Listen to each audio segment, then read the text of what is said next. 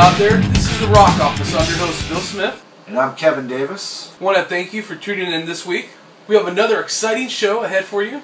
So let's just get right into it. This week, we are celebrating Record Store Day. Record Store Day was started 5 years ago as a coalition between over 700 independent record stores throughout America. This year it is April 21st. So for the top 10 list this week, we have the top 10 things you lose if record stores close. Now, of course, you can always view the whole top 10 list on our Tumblr site, which is therockofffice.tumblr.com. And we're going to give you the top 5 right now. For me, the fifth most important thing that you lose is a platform for local and independent artists. I think that a record store in a community measures the greatness of the local acts and the local musicians. I think that if you have a community with great record stores, normally speaking, you have great local musicians and local artists that, they go hand in hand with each other. So I think, if we lose record stores, we also lose an avenue to support our local and independent musicians and artists. I agree with you to a point. I don't know that I'd put this in my top 5. To me, this is probably closer to maybe the 10 spot, and I'll tell you why. Although, traditionally, the record store was a great place for local artists to throw their music out there, whether it be via consignment, other areas or avenues. The one advantage of the internet today is that it does give you a very broad spectrum and an ability to get your music out there without very little effort and money. With that being said, I think one of the neat parts about having local artists offered within a record store atmosphere comes along with what type of stigma can be created beyond your music locally, and with the individuals working at the store, if they were to follow you, they can push that music for you. I just know that the record store that supports its local artists and local artists that support this record store normally has a beautiful marriage in it. Normally is a reflection of the talent and the opportunity that talent has in a local area. I personally believe there's always going to be a need for physical music. Obviously, the record store provides that for a local or independent artist who possibly can't get their music at a Walmart, Best Buy, or something of a larger chain of that nature. So independent artists need independent record stores. Independent record stores need independent artists. Number 4 is knowledgeable staff. I can tell you, you see this in movies, I can tell you for a fact it happens. And I dare you at home to try this as a test, okay? Go to your computer and say, hey, who sings this song? And then hum a few bars. I guarantee you, your computer is not going to be able to tell you what that is. You go down the street to your local record store and you say, excuse me, Mr. Record Store Clerk, can you tell me what song is? Most times, if you have a knowledgeable staff or knowledgeable employee working there, they're going to be able to direct you to who that song is performed by, what album it is off of. And I think that knowledge of the staff that works at the record store is irreplaceable. I agree. A knowledgeable staff is important. One of the things that I think helps differentiate a knowledgeable staff from just a store clerk would be an individual that has broad knowledge of many different genres of music.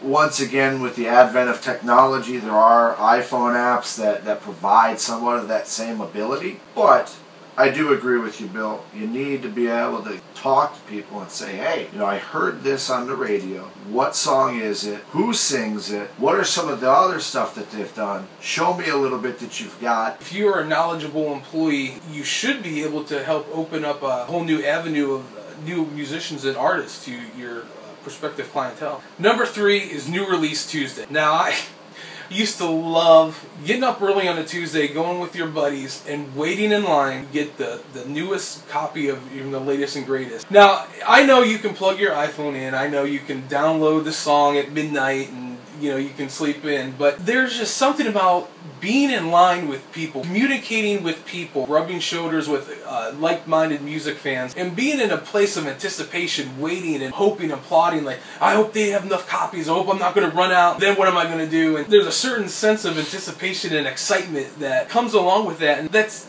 really dissipated through the years because downloaded music and the convenience that it brings, you know, fewer and fewer people get to experience that. I agree. There's a certain aspect that comes along with those new release days. Camaraderie that comes along with sitting in line with friends or with people who maybe become friends. You know, there's the added sales that throws to the record stores themselves. You know, so I agree.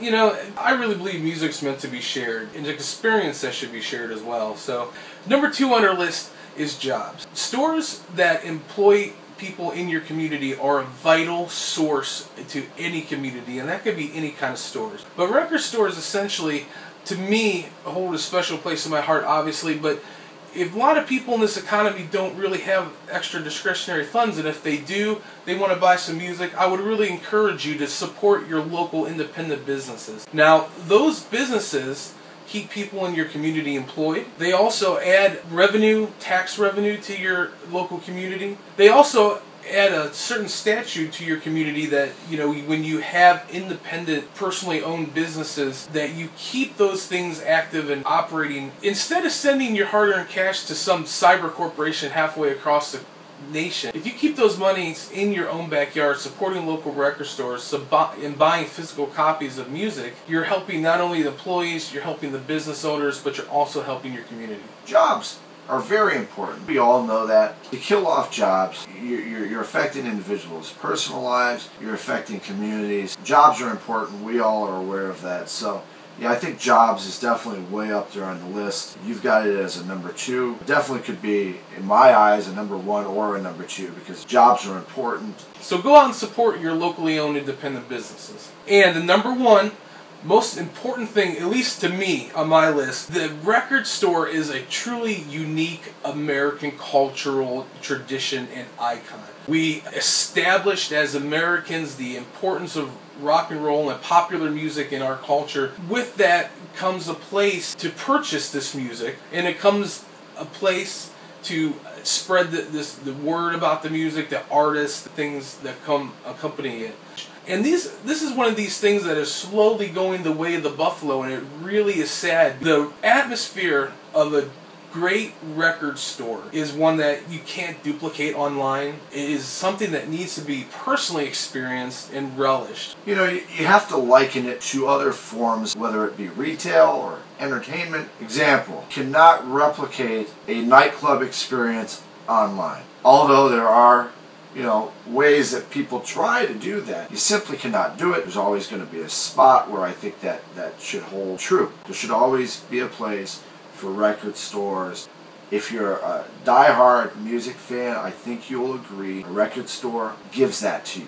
And without those, it's just a secondary experience. That's what you lose. For more information on National Record Store Day and to find a record store in your area, you can go to www.recordstoreday.com. And remember that this year, Record Store Day is April 21st, so I would recommend you go out, dust off that record player, dust off that CD player, and go pick up a couple discs from your favorite artist. Alright, now that we've got that top 10 list out of the way, what we're going to do is we're going to tell you guys a little bit about some of the concerts that have been announced since our last show. 2 of the biggest rock bands of all time are hitting the road together this summer. You got Kiss and Motley Crue on tour together. I've seen both of these bands before. I promise they won't disappoint. For more information on tour dates, ticket prices, and availability, go to kissonline.com or motley.com. That's exciting. Yeah. I gotta tell you, I saw that one come out. I got some goosebumps. The synergy that these 2 bands are going to bring together on the road this summer, I'm so excited for this concert. Alright, Kevin, what do you got for us this week? Alright, here's another one you may have heard of. Aerosmith going on the road with Cheap Trick. So right. Aerosmith announced this one just this past week that they're going to be hitting the road with Cheap Trick, with dates scheduled here in Cleveland, June 19th, Quicken Loans Arena. Go to theqarena.com. You'll be able to get those tickets there. In your area, I'm sure you know where they're going to be. Get those tickets. It's going to be a hot ticket. Or you can go to aerosmith.com and check out the rest of the days. I tell you, these are two titans of classic rock, and this is a show not to miss. Alright, another concert that was announced since our last episode, Crosby, Stills, and Nash hitting the road. Now, for those of us our generation, perhaps a little younger, may not know Crosby, Stills, Nash, but they are pretty much the poster child of 60s acoustic rock. I tell you, the fact that these guys are still alive at their age and performing is incredible. So many hits in their catalog. Definitely go and check those guys out. If you want more information on concert dates, when they're coming to a place near you, go to CrosbyStillsNash.com. New tour announced, Midwest Rock and Roll Express Tour. Midwest Rock and Roll Express Tour is a summer concert series that's going to be headlining 3 of rock and roll's greatest Midwestern acts. Those acts are Styx, REO Speedwagon, and Ted Nugent. So for a couple months, those 3 bands are going to be on the road hitting it hard. And I tell you, that's going to be a good show. You can't go wrong with these 3 bands. They're just titans of AOR rock, and this is going to be a good one to see. And we got one more for you, Kevin. Summerland Tour. Have you heard about it? I've heard rumors. Okay. And this one excites me because I'm a big 90s music fan. That's right. This one is more for those 90s music fans. These are going to be some names that you're going to recognize. This one is going to be headlined by these following acts: Everclear, Sugar Ray, Lit, Gin Blossoms, and Marcy Playground. Big show right there for you. Just excited that a lot of the bands from the 90s that I grew up listening to and love are back on tour. A lot of bands from the 70s, you know, the forefathers of rock, are really in full force this summer. So you can go online and look up all the information at those respective bands' websites. We anticipate that we're going to be bringing a lot more to you over the coming weeks, but being so early in the season really gets me excited. I'm sure it gets you excited, Bill. Yeah. I personally can't wait to see what else we can announce to you guys as we get closer to the summer series here. This episode's pick of the week is a new band called the Alabama Shakes, and they're releasing their debut album, Boys and Girls. It's going to come out April 10th on ATO Records, and there's such a buzz building about this band in the industry.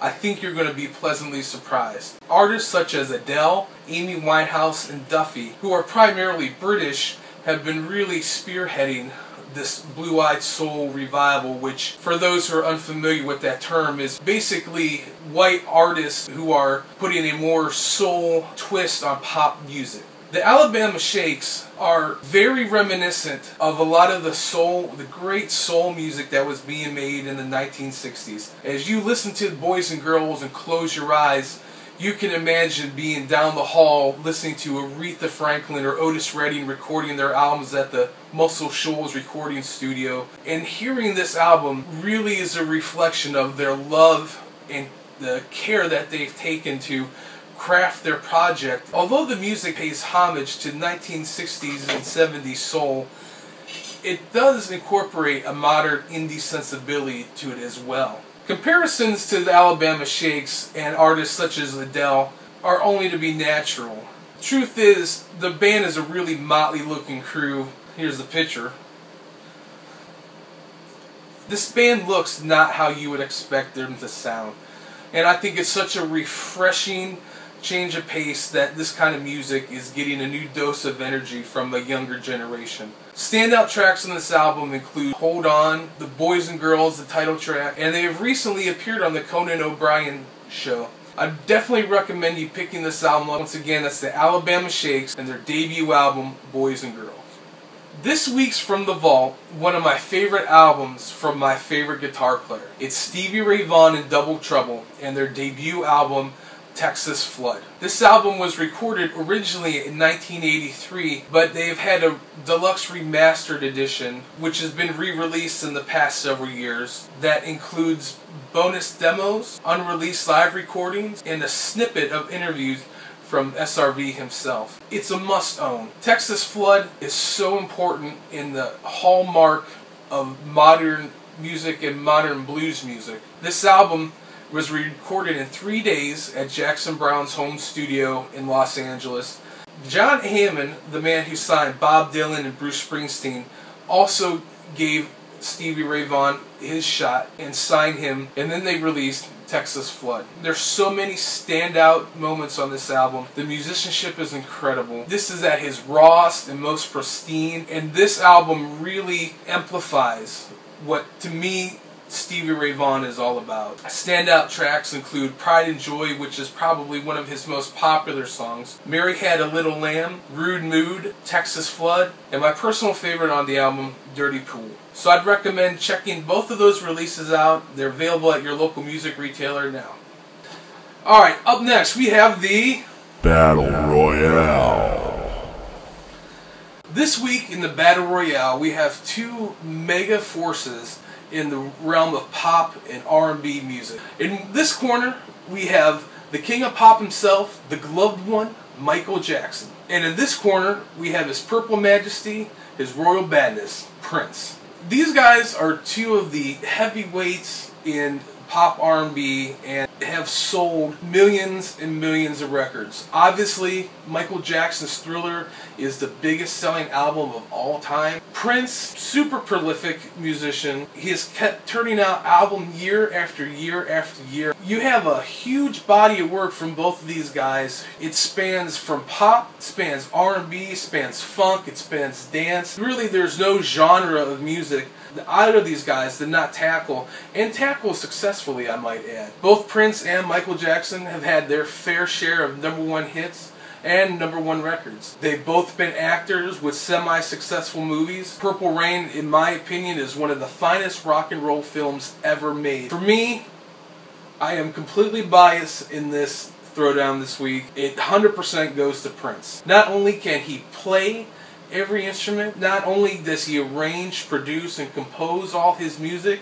but he has produced, arranged, composed, and written songs for so many artists, from the Bengals to The Time to Sheena Easton to Sheila E. The man is just a genius. Really interesting battle royale this week. Last week with Metallica and Megadeth, it was a lot easier. This week, you know, we have to look at, like Bill said, both of these artists dominated the charts for months at a time. You know, Michael with Thriller, Prince with Purple Rain. Both, you know, like Bill just said, both later in life became very reclusive. You had them both, you know, retreating to their private compounds. With Michael Jackson in Neverland Ranch, with Prince in Paisley Park.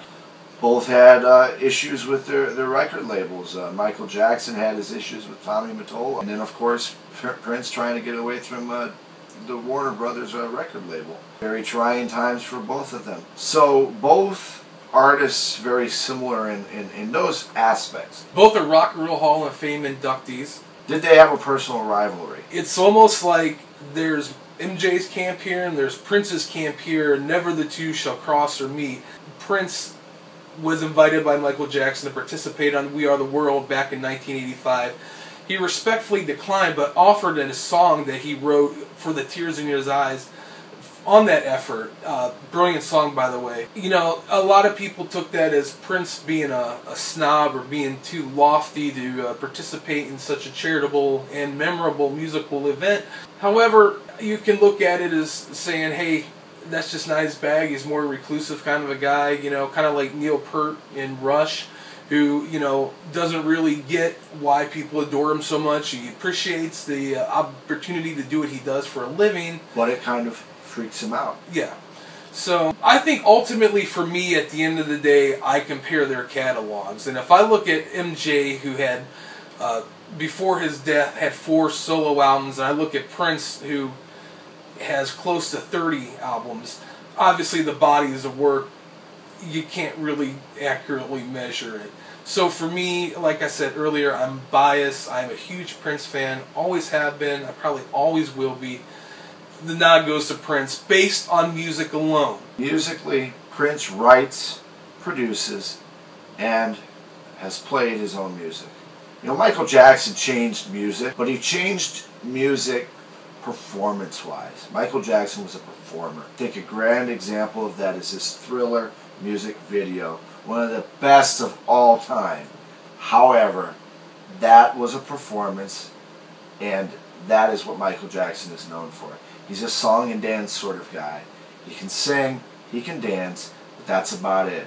My personal winner, I agree with you 100%. Prince, by far, winner. He's total package. He's a musical genius and a true musical savant. Michael Jackson, rest in peace. Great performer, great artist still, but I'm sorry, I'm a bigger Prince fan. That's where I'm going. Alright, you know what we think. We want to hear from you. If you go to therockoffice.tumblr.com or facebook.com/rockoffice, you have an opportunity to vote in this week's poll. So let us know, is it Michael Jackson or is it Prince for you? And leave us a comment on what you think, and also perhaps some future Battle Royales that you would like us to discuss. Alright, we want to thank you guys for tuning in this week. We are asking that you give us your support. Make sure you hit that like button. Make sure you share and you subscribe to all your friends. Spread the word for the Rock Office if you like what we're doing. Share us on Facebook. Get it out there. Show everybody what you think, and we'll help you get the word out with your comments to us. We'll get you on the show. Make sure you visit some of our links. We got, of course, therockoffice.tumblr.com. We've said that one a number of times. Check us out. Like us on Facebook. Follow us on Facebook. It's facebook.com/rockoffice. And of course, we do have where this is posted YouTube channel. We've got that channel. You can check that out on YouTube. Just type in The Rock Office, search us up. We'll be the first one that pops up, I guarantee you. Also, if you're an independent artist and would like us to cover your project or your band on an upcoming episode, you can email us at therockoffice@ymail.com. My Vanna White hand. Also, please remember to support your local record stores by going and buying the physical copies of music instead of downloading it. And as always, once again, thanks for tuning in. God bless, and we'll see you next time. Take care.